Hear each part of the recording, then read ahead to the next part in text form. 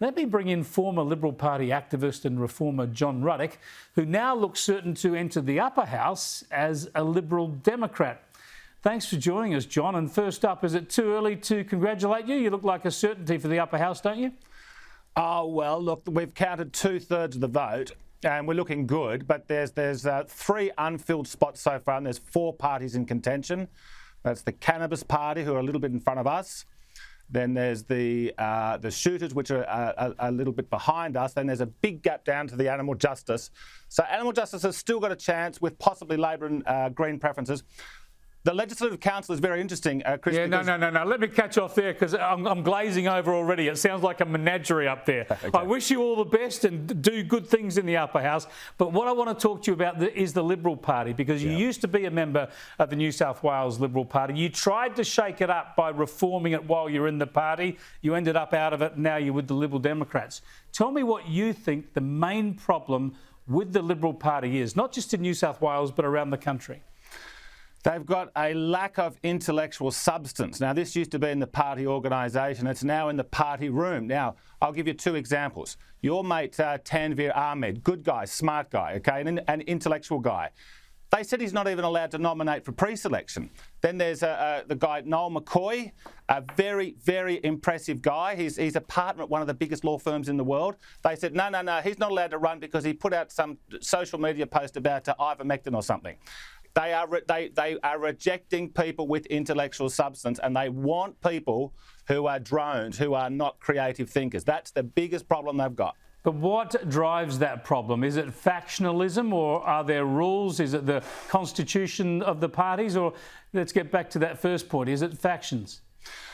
Look, they are, yes, it's like these mafia gangs, the mafia-like gangs. They run the whole thing. They're all just, they just think, oh, look, half the country's going to vote for the Liberal Party, so we've just got to put our mates into to wear the Liberal badge on election day.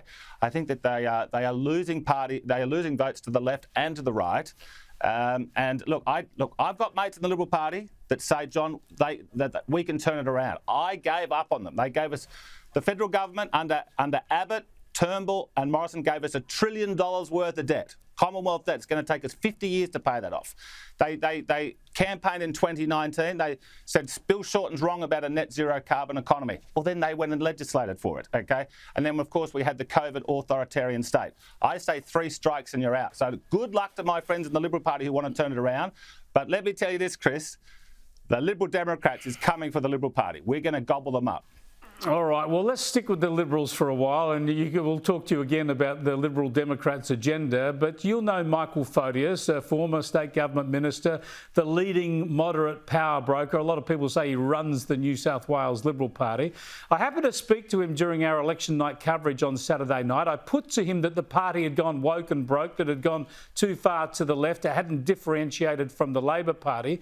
And have a look at Michael Photius' response. If that's a model that doesn't work, it won tonight for Labor.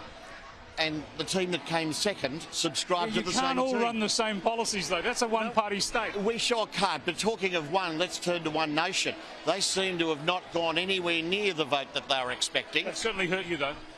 They have, because they haven't given preferences in Western Sydney.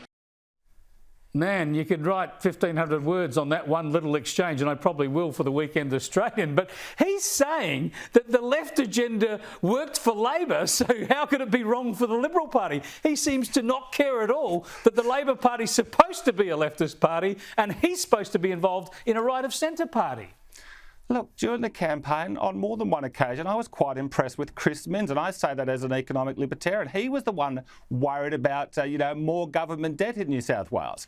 Okay, now look, with Michael Photius, he treats politics like it's a game of cops and robbers. He thinks it's all it's a hoot. Okay, Michael doesn't read books. Okay, Michael's just interested in what's in the news cycle today.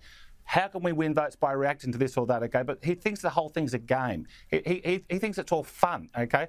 The fact is politics is very serious. Now, look, I looked at somebody like Ron DeSantis, governor of Florida. Okay, he just got in 4 years ago on about 50.1% of the vote. He's just got re-elected with over 60% of the vote, and he showed right-of-centre parties around the world how to be popular, okay? Yeah. actually it's simple. standing up for his values. They're very straightforward values and he stands up for them. Thanks for joining us, John, and congratulations again on your election into the upper house, and I appreciate your insights on Thank you, your Chris. former party, the Liberal Party.